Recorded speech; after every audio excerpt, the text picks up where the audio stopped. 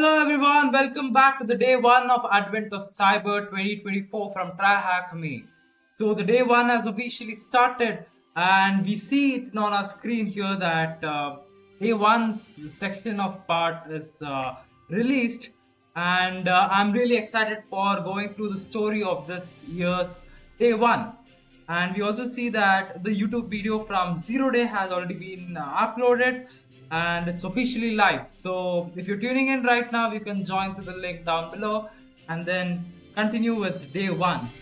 Okay, so let's not waste time, let's just dive in. Let me zoom in my web page. What happened? Yes.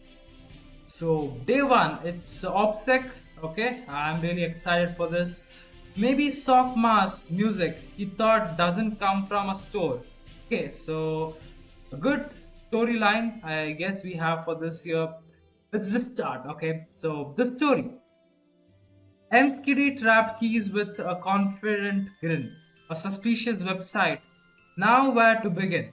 She'd seen sites like this, full of code and full of grim. Shady domains and breadcrumbs easy to find. I guess this was a poem. MSKD's fingers flew across the keyboard, her eyes narrowing at the suspicious website on her screen. She had seen dozens of malware campaigns like this. This time, the trail led straight to someone who went by the name Glitch. The backend story, you can go from my day one video and watch the story of it. We are continuing with the day one, and MSKD is curious of something on her screen. Okay, so let's just continue. Too easy, she muttered with a shrimp. I still have time, she said, leaning closer to the screen. Maybe there's more. Little did she know, beneath the surface lay something far more complex than simple hackers handle. This was just the beginning of the tangled web, unraveling everything she thought she knew. Oh wow, the picture of this house is really good. Okay, so what is today's learning objective? Learn how to investigate malicious link files, learn about OPSEC and OPSEC mistakes, understand how to track and attribute digital identities in cyber investigation. That's nice. I love OPSEC and all this thing.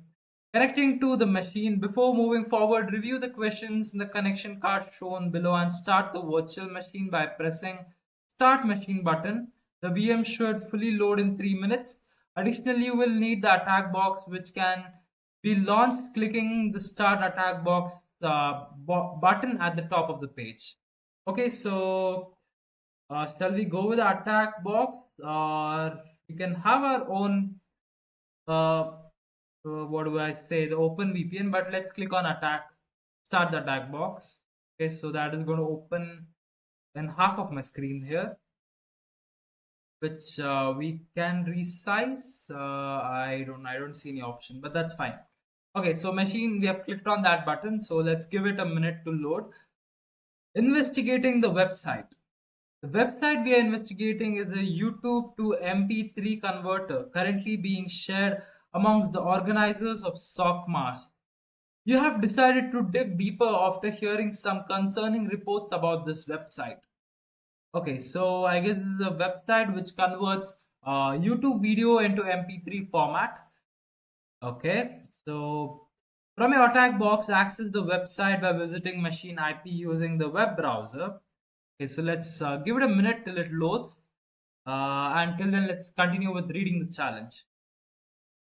Okay, we have got our IP address, but the attack box is still not yet booted up. So let's give it a minute, not an issue. At first glance, the website looks legit and presentable. The About page even says that it was made by The Glitch. How considerate of them to make our job easier. Scrolling down, you'll see the feature list, which promises to be secure and safe. From our experience, that isn't likely. YouTube to MP3 converter websites. These websites have been around for a long time. They offer a convenient way to extract audio from YouTube videos, making them popular. However, historically, these websites have been observed to have significant risk, such as Malvertising. Many sites contain malicious ads that can exploit vulnerabilities in our system, which could lead to infection. Phishing scams. Users can be tricked into providing personal or sensitive information through fake surveys or offer. Bundle malware. Some converters may come with malware, tricking users into unknowingly run it. Yeah, this is actually a very practically said line because malvertising is like having a site which contains malicious applications or backend programs which exploit the operating system which you're using for browsing all those websites or pages. It's going to automatically download in the backend. You might think an MP3 file has been downloaded, but it could be a malware which then scans your system, identifies the vulnerabilities in it, and then it's going to be exploiting a computer. So yeah, that's malvertising. And phishing scams, it's the page which try to replicates how a legitimate website is going to look like. So you could have a TryHackMe's web page which looks exactly like TryHackMe's login page, but then the URL might be some other thing like a TT instead of TryHackMe's 1T in the beginning. So those things are small URLs, or it could be having containing different URL at all, and but the web page looks similar to TryHackMe's one, and but it has a different backend logic to send your password somewhere else other than the TryHackMe's backend server. So, I mean, there are a lot of different types of phishing websites too. I know, let's stick on to what they are saying now. And bundle malware is something that, yeah, it's just downloading malware and stuff, MP3 files or some PDFs or Word documents that you download from. So yeah, those are the three things that we look into, or that's what they're describing here. What nefarious things does this website have in store for us? So, getting some tunes. Before we actually continue reading, let's copy the IP address, okay, and let's look at the application by ourselves. So, we have the operating system with us, and I guess this is the window to move around. That's fine. Let that be here. I've opened up Firefox. It's going to take a few seconds to load up. Here we are with it. Let's go to the URL and then paste the IP address. Come on, paste it here. There's nothing in the clipboard. Copy this, paste that in here. Can that go there? Oh, okay, okay. Let's do this. Fine. So I will click on press enter. So that should load up the page. So I'll hide this part. Is there an option that I can minimize? Yeah, I have a full screen view. That's good.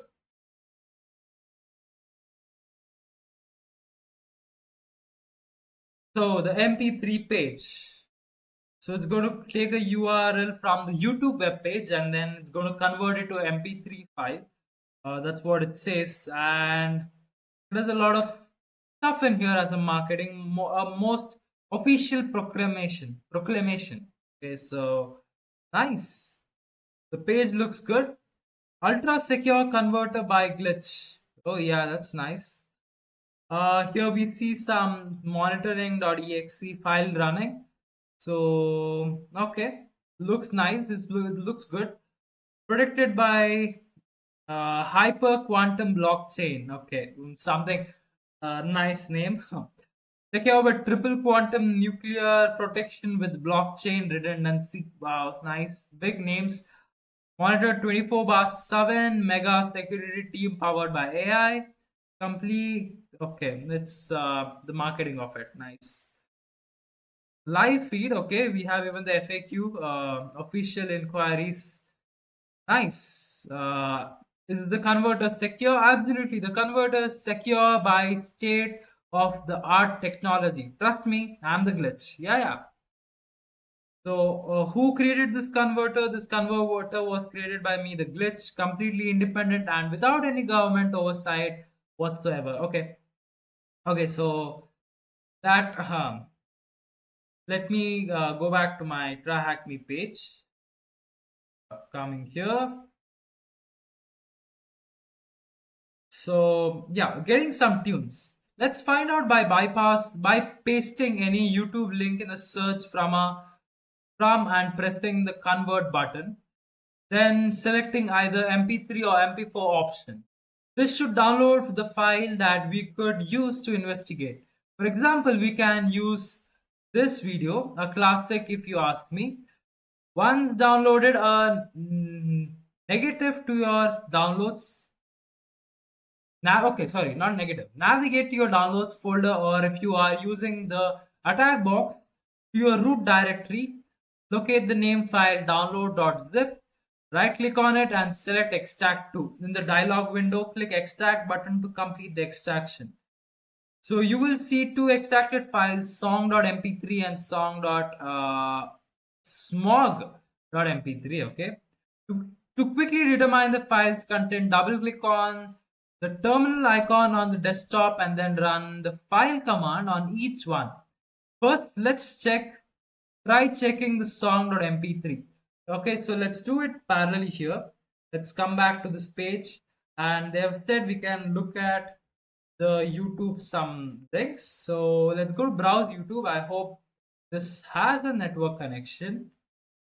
Looks like no, because I'm a free user currently, so that might not have a YouTube. Yeah, it has no internet access. Okay, so let's open uh, my browser. I hope I'm in my browser itself. Okay, so here, let me open up youtube.com. I hope YouTube does not claim a copyright if I show their web page. Okay, so let's go to one of my video itself. Then no copyrights or anything like that. Let's click on this. Mute it first thing. Then let's just copy the URL of it. Come back to this page. You full screen that. Does not play. Hope it's not.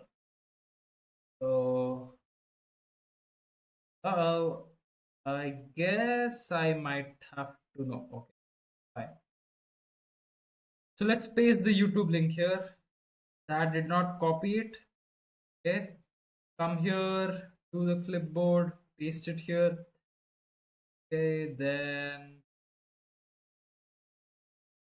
so let's click on convert, and they have set us to have an MP3 file. So yeah, let's do a MP3 itself. Come on, MP3.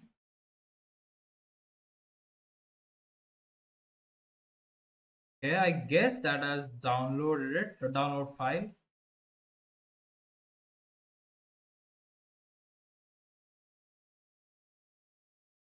I guess my full screen mode is actually making it worse. Yeah. Okay, now let's go open up our terminal. Also open up system. Not system then. Application. Just open some folder for me. Do I open folder? Okay, let's open it through the terminal itself then. Can I zoom in? So xdg hyphen open the present working directory. That's fine. So let's now go to the downloads part. Yeah, downloads folder. And here we don't see anything.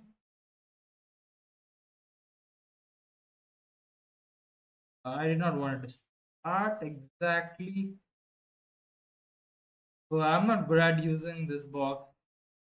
So YouTube is close. Now how do I open the same thing? I'm not sure. Is there any window here?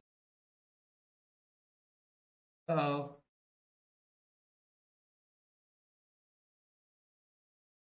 Okay, so yeah, let's figure it out. I'm using this for the first time, so just bear with me. I'll figure this out. Okay, so download the file. So it says it has downloaded. Open in the folder. That's the best way. It's already here. Okay, I did not see it. Let's delete this one. Move to bed. Okay, let's extract here. That's extracted from this folder. And now let's open up a terminal. Open in terminal. That's nice. Okay, so hopefully we are able to zoom in. And what they have said is to first analyze from the file command.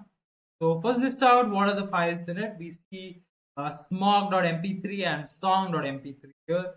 So file song.mp3. So file is going to just say what kind of files that is present. If it is a text file, it's going to say it's a text file with ASCII contents in it or what it is. So here we see the audio file with ID3 version and all those things. Okay, that's what they say. Yeah, so that doesn't seem to be anything suspicious. According to the output, as expected, it's just an MP3 file, which is obvious. How about the second file, smog.mp3? From the file name alone, we can tell something is not right. Still, let's confirm by running the file command on it anyway.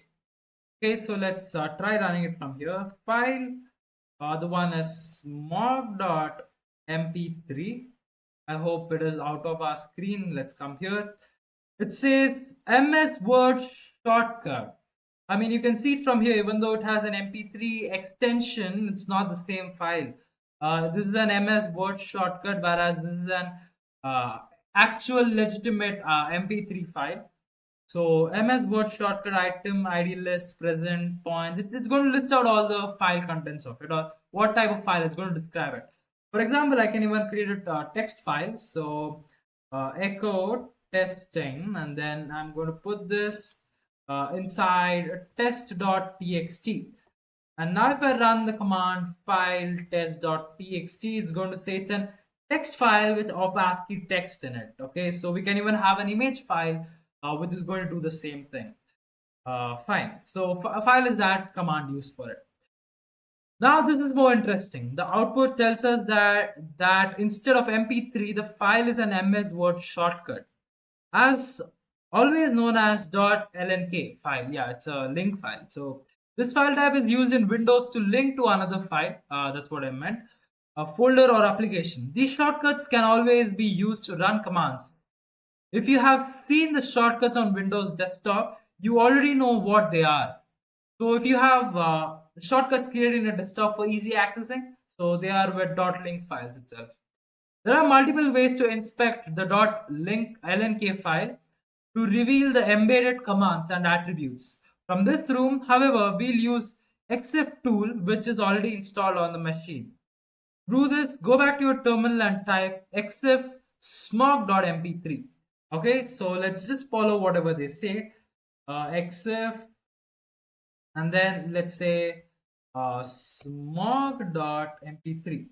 So I'm pressing tab for auto completion, and let's press enter. And then let me take a sip of water.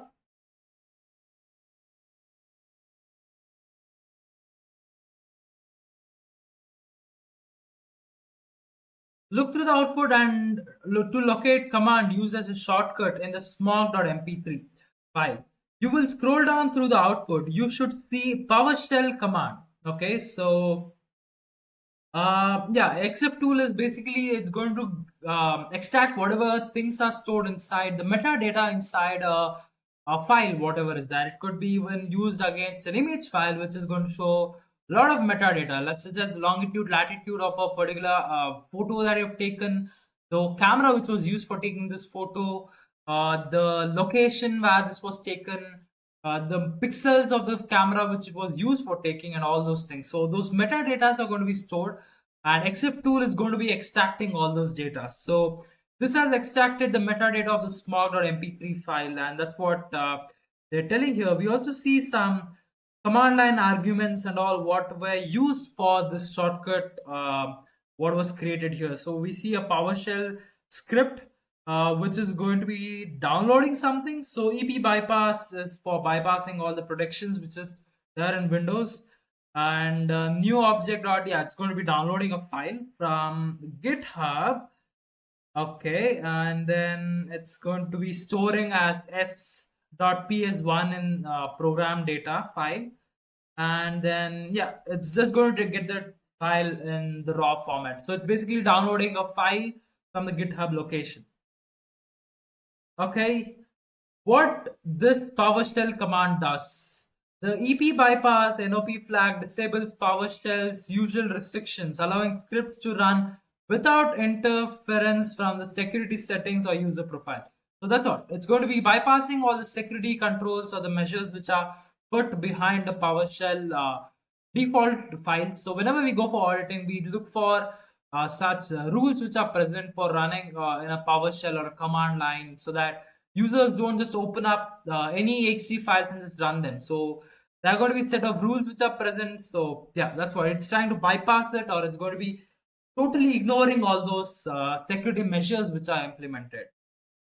The download file method pulls a file, in this case is.ps1. Was it is? I read as s. Okay, it is okay. From the GitHub page, yeah, it's is.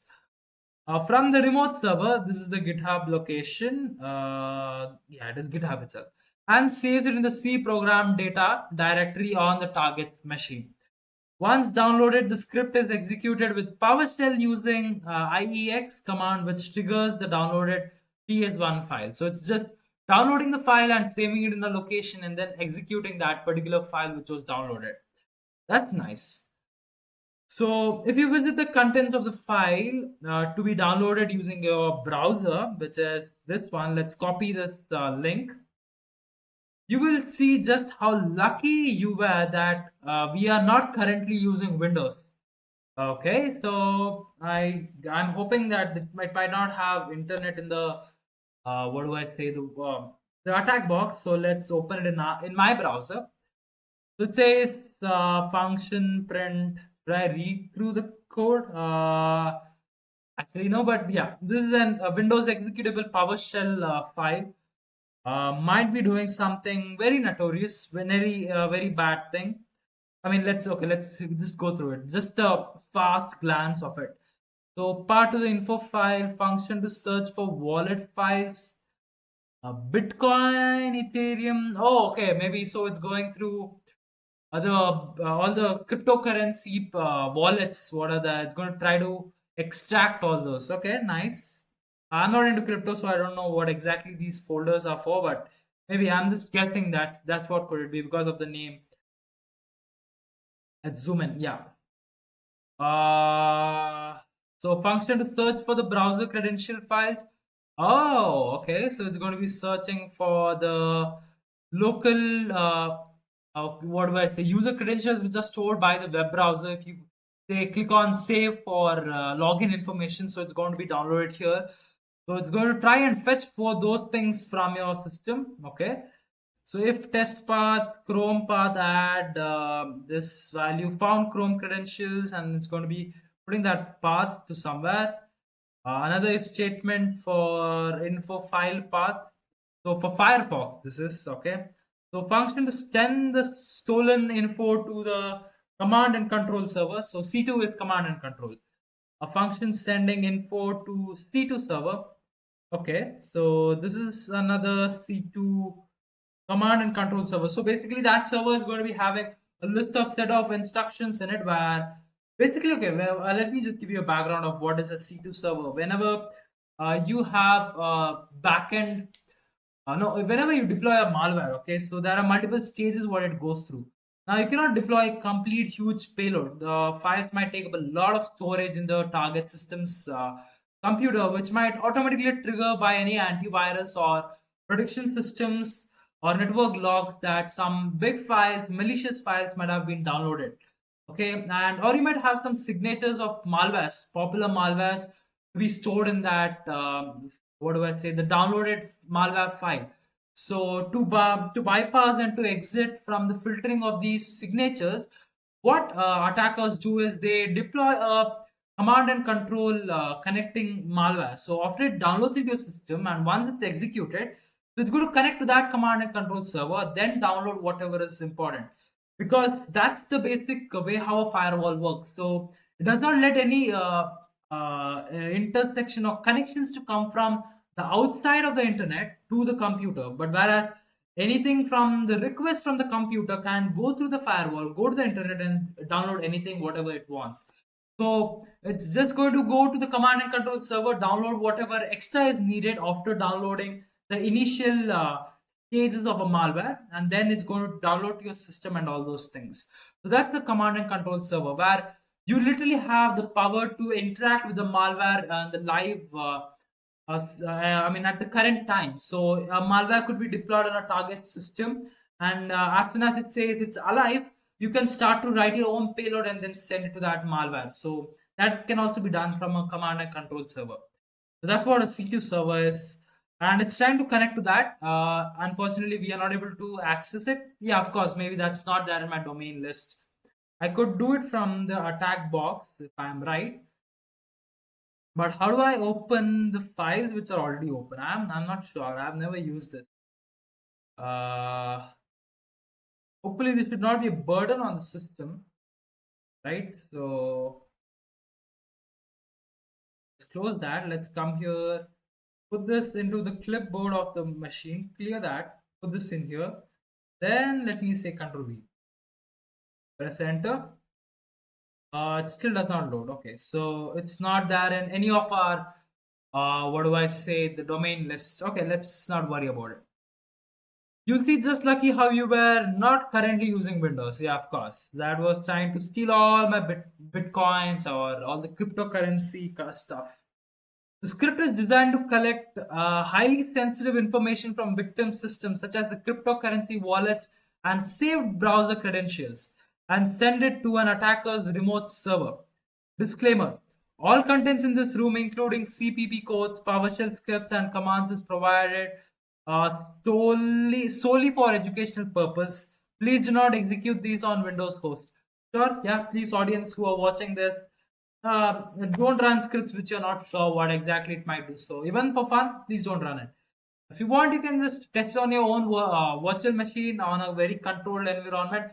If not, just don't run any scripts if you're not 100% sure of what exactly it's going to be doing. That too, from a CTF like this or any other place that you get from the internet, no, please. It's a big red flag to even be running or even to be thinking about running, just for your security. If you're testing in a very secure environment where you know no matter what, nothing is going to happen, then yeah, you're always good for that.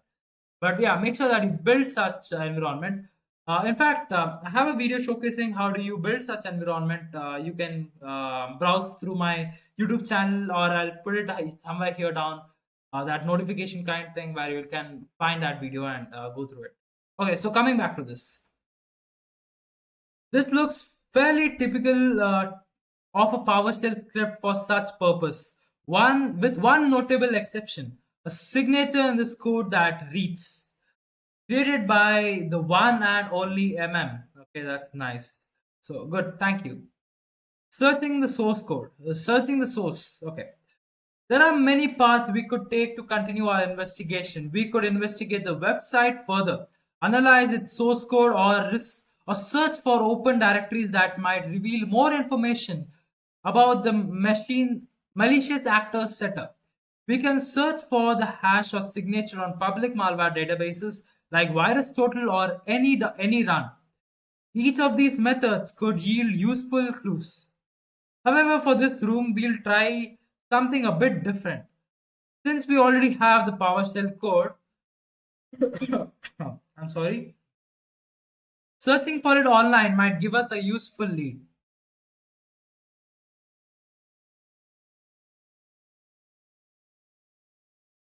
It's a long shot, but we'll explore it in this exercise. There are many places where we can search for code. The most widely used is GitHub. So let's try searching there.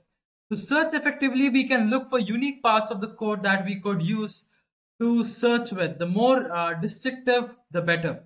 For this scenario, the better. For this scenario, we have the string we uncovered before that reads, created by the one and only Search for this on github.com or by directly to this link. So let's open that link in the new tab. So it says PowerShell version of this. You will notice something interesting if you explore the page in the search result. Okay, so let's come here. It says PowerShell version to this. Let's click on it. Hey Boltware, I came across this pretty cool C++ script of yours that would like to use it for Verbal. My only issue is that I'm not too good with C++ and I don't really vibe. I am much more comfortable with PowerShell. The code does seem interesting things, like searching for wallet and browse credentials files and sending the files to the C2 server. I would love to cross-check my PowerShell version for this, especially since my C++ skills are about as sharp as a blunt knife these days. Appreciate any guidance. Please save me from pointer madness. Okay. Hey, ma'am, thanks for the shout out. Ha ha ha. I totally get it. Pointers and memory management can feel like trying to defuse a bomb with a toothpick. I'm guessing it's file searching C2 communication that's got you sweating. Share your code and you will see what we have. Okay. I'm not signed in. If not, I could have liked it. um, I hope these words do not, I mean, what do I say, get flagged by YouTube's algorithm. These words, I'm not sure if these words should even be told in the YouTube video. But anyway, let me just figure it out later. Okay. So exactly the part where it's checking for the wallet files and credentials, the files is straightforward. But I'm not sure how PowerShell handles things like sending data to a server. This is what I've got currently and did away with the Malco and free in PowerShell. Thank godness. Okay, so this is okay. This is a PowerShell script, I guess. Haha, yes, you are free from the Malco free life. PowerShell will take care of memory for you. For sending data to the server, PowerShell's invoke web request is your best friend and looks like you set up nicely. It's a lot easier than dealing with CURLs, curls, verbosity. This script keeps it nice and simple. No need for C++ struct start for checking file existence. PowerShell's test path handles it for you. For sending the data, invoke web request makes the C2 part painless. Also, I like the ASCII art you have included on it. Yeah, even I liked it. I love this. Before I used to have it on my terminal screen, but now I'm not. Okay. We have finished that. Thanks a lot. This would have gone a totally different way when I was thinking of writing a PowerShell script with Marco. I was about to go full C++, PowerShell hybrid, and possibly break the universe. The ASCII was just a touch of flair. Okay, that's nice. Oh, I guess these are the players from um other part of the world just messing around with the GitHub. Okay, that's nice. You will notice something interesting if you explore the pages in the search result. Did I read the wrong page? Okay. Okay.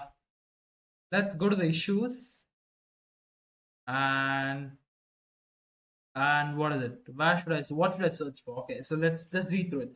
If you receive an error below, it's because GitHub has rate limits in place if you are not signed in. To fix this, you can just sign in with GitHub account or skip directly to the next page by going to this. Go there. You have exceeded a secondary rate. Okay, this is GitHub's error message. If you look through the search results, you will be able to infer the malicious actor's identity based on the information on the project's page and GitHub issues section. Oh, that's what we're supposed to see. Okay, okay. I just had an oversight over it. Fine. So this is the name of the threat actors who are building the script for us. Okay, okay. Looks like this user has made a critical mistake. Introduction to OPSEC. This is a classic case of OPSEC failure. Operational security, OPSEC, is a term originally coined in the military to refer the process of protecting sensitive information and operations from adverse. The goal is to identify and eliminate potential vulnerability before the attacker can learn their identity. In the context of cybersecurity, where malicious actors fail to follow proper OPSEC practice, they might leave digital tracks that can be pieced together to reveal their identity. I don't know why I just took a pause there. Okay. Some common OPSEC mistakes include reusing usernames, email address, or account handles across multiple platforms. One might assume that anyone trying to cover their track would remove such obvious and incriminating information, but sometimes it's due to vanity or simple forgetfulness. Yeah, we this is a very good thing when you are doing some analysis or threat intelligence where you see this reputations of usernames. Somewhere a user might be trying to negotiate or have a communication with another threat actor, and they might be also in some other platform. By mistake, they might have linked their user handle or some kind of relation with that threat actor or that anonymous username in a real world social media or something like that. So that might just give a link to who that person is, right? So that's one a big flaw for an attacker that we need to be really careful or be looking around to identify in a what do we say, the OPSEC or operational security procedure. Okay, that actually happens during threat intel and all those things. So using identifiable metadata in code, documents or images which may reveal personal information like device names, GPS coordinates or timestamps. Oh yeah, that happens many times. So attacker might just take a selfie of some the computers or something that they have done achievable of something, and that image or that video or that whatever data that they're sending out might have a metadata which might reveal their exact location where they took that photo or made that video or shared that document from. So that's the metadata that we always look into. Posting publicly on forms of GitHub, like this current scenario, with details that tie back to the real identity or reveal their location or habits. But yeah, we see a lot of communication that happens. Then yeah, failing to use VPN or proxy while conducting malicious activity allows law enforcement to track the real IP address. That too, if you're streaming or just to show off if you're trying to post live data and all those things, of course, yes. Okay. You would think that someone doing something bad would make OPSEC their top priority, but they're only human can make mistakes too. Yeah, everyone is a human. Who is trying to attack? They're all humans. It's a natural human tendency to leave some of these things because we're all not perfect, right? So we might have some one of our own vulnerabilities or trace backing footprints that we leave around because not every day is the same day and not every time is the same. So depending upon your urgency or depending upon your mindset or depending upon your just the environment that you're living with or trying to do something notorious, you might leave some information. That's the famous quote which we say during training process or any of the forensic investigation time that if you have taken something, that means you have left something behind. So, like it just happens. It's a very popular saying by one of the professors who was analyzing a lot of robbery or all these forensic investigations. So he quoted this, which you will always learn if you're practicing any of the cyber forensic training modules. It's a famous quote. Yeah, those are the digital footprints that you leave behind when you are doing some of these activities. So you're supposed to be very sensitive as a auditor or as an investigation or as a OPSEC investigator during analyzing the scenario or the situation that you're dealing with. Okay, so let's get back. I go into different tangents telling stories. You would think that, yeah, for example, here some real world OPSEC mistakes that would lead some really big fails. Alpha Bay admin takedown. One of our most spectacular OPSEC failures involved Alexander Kayes, the administrator of Alpha Bay, one of the largest dark web marketplace. Cost used by email address. Okay, I'm not going to say that address. In earlier welcome emails from the site, the email included his year of birth and other identifying information. he cashed out using Bitcoin account tied to his real name. First, reused the username Alpha 2 across multiple forms, linking his dark web identity to forms most under his real name. Yeah, that's a true incident. Uh, and I don't think so. It might be a good thing if I speak it about it too much in this video. So yeah, let's just go ahead with the challenge because I guess I'm it's 43 minutes down. So let's just finish this. Chinese military hacking group APT1. There's also notorious Chinese hacking group APT1 which made several OPSEC blunders. I don't know why I'm feeling really bad telling these names out loud.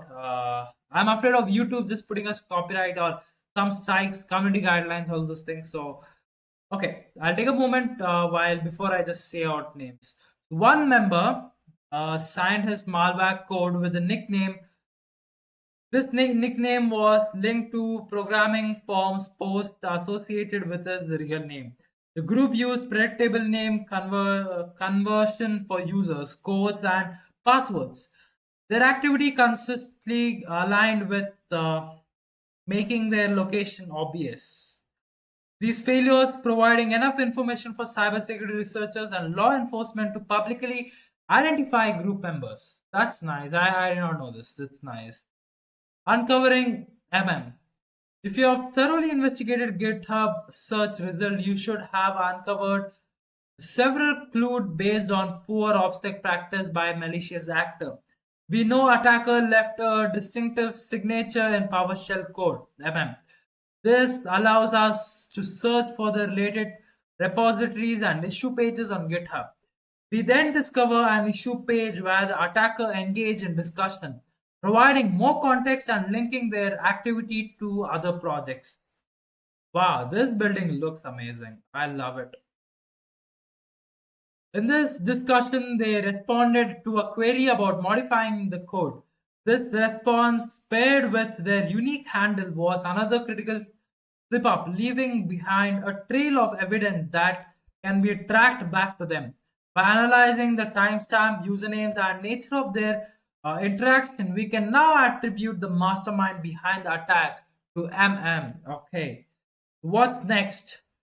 Mix Kitty dug deeper, her mind sharp and quick, but something left off. A peculiar trick. This piece she would gathered but just didn't align. A puzzle with gaps, a tangled design. As Mix Kitty continued digging, a pattern emerged that didn't fit the persona she was piecing together. A different handle appeared in obscure places, buried deep in the details.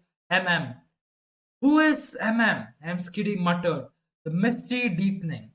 Even though all signs in the website seemed to point to Glitch as the author, it became clear that someone had gone to greater lengths to ensure Glitch's name appeared everywhere.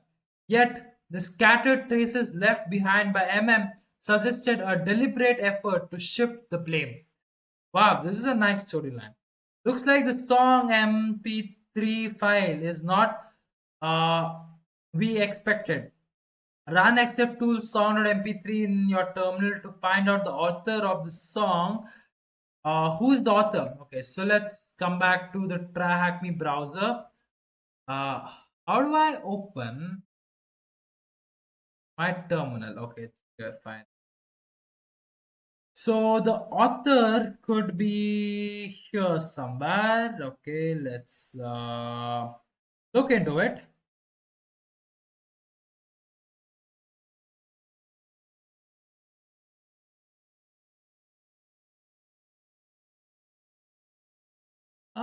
Who could the author be? Okay, so what is it? This is the format. Fine.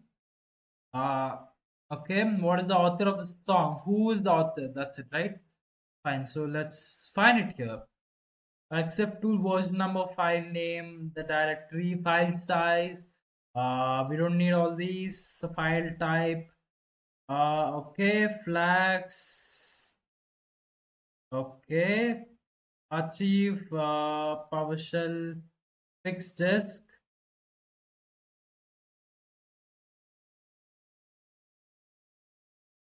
I don't. Okay, is this? Let's copy that. Uh, Copy. Does that match this one? I might be wrong. Okay. This is of song. Okay, this is of song, not this, right? Fine, fine, fine. My bad.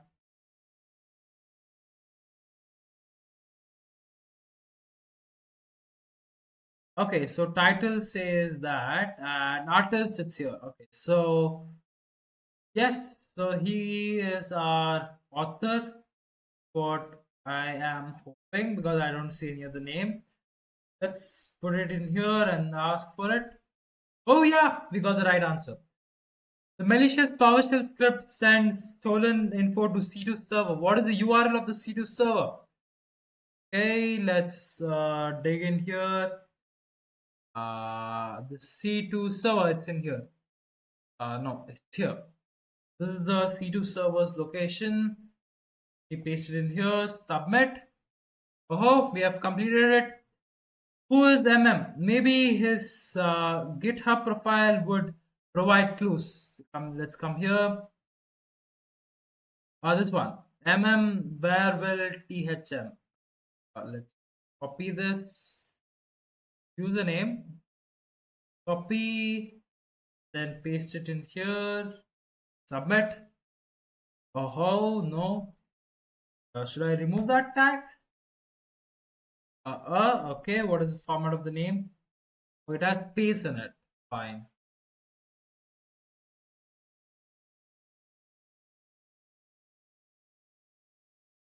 I am just guessing. It has a big name. Who's MM? Maybe his GitHub profile page would provide clues. Well, let's open the GitHub profile page. Fine. I don't. Is this or is this person? Oh, okay. I guess this is it. This could be the author of it. No, no, no, no, no. Clearly has a different format here. It has a space in it. Who's MM? Okay. I get stuck in such. Oh,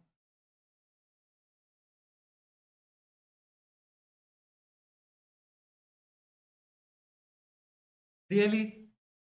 I mean, I mean. Okay, what is this? Hi there, I am MM, also known as Maya malware. Okay.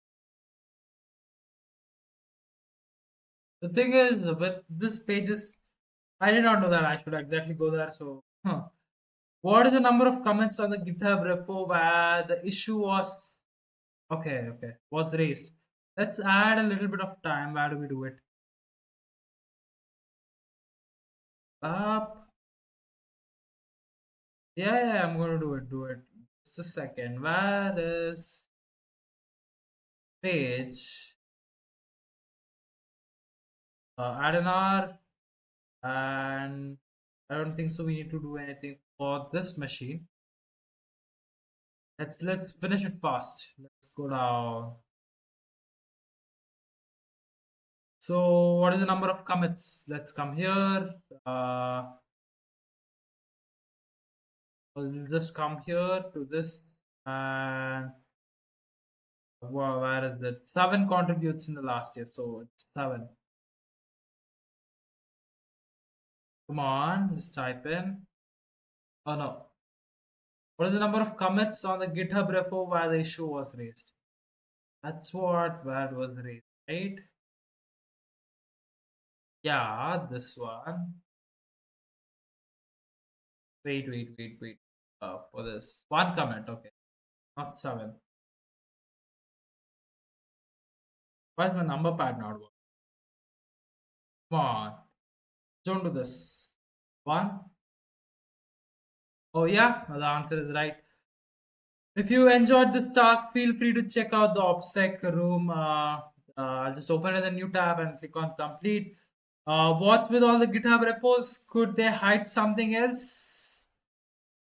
Yeah, probably. We need to dig deeper into this. Why does that say 94% come? So we have finished this. That's nice. So what is it for us here in this one? Let's just go here. I always like my room to be 100%. Yes, 100%. So that is it. We have finished the day one OPSEC in it. Let's power off the machine, terminate the machine. Yeah, terminate please. And also terminate this one. Yeah. Did not need so much of. So that is it for this video. Thank you for tuning in. I hope you enjoyed and learned something something useful from this video, the day one of Advent of Cyber. Just come and tune in tomorrow at the same time. We'll be continuing with the day two of Advent of Cyber. I'm really excited for the day two now. So day one was about OPSEC or operational securities, where we went deep into the backend, analyzing about what are the common mistakes and what are the best practices of hiding your tracks.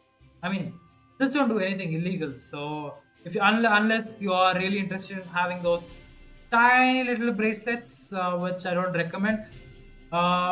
Yeah, this was fun. This was amazing to learn. We had a lot of things to learn from this, and this year's storyline has been going amazing. I'm loving this story. Okay, that's it. That is it. If you did enjoy this video, please hit on that like button. And if you know someone who wants to get started in the field of cybersecurity and this was a useful video for you, please click on that share button and share to your friends, family members, or anyone who's just interested in the journey of Advent of Cyber 2024 of this year. Amazing challenges. And if you're new to this channel and you like my contents and are really hoping for new videos to come up, hit on that subscribe button. It might be down somewhere here. It just takes a few seconds to click on it. Also, you can click on that notification bell to be reminded of whenever I post the new videos on it. So hoping to continue with the day two of Advent of Cyber by tomorrow. Yeah, that's it. Finish this day one. Hit that like button, hit that subscribe button if you're new to this channel. That is it. Stay tuned in for tomorrow's video. Bye bye.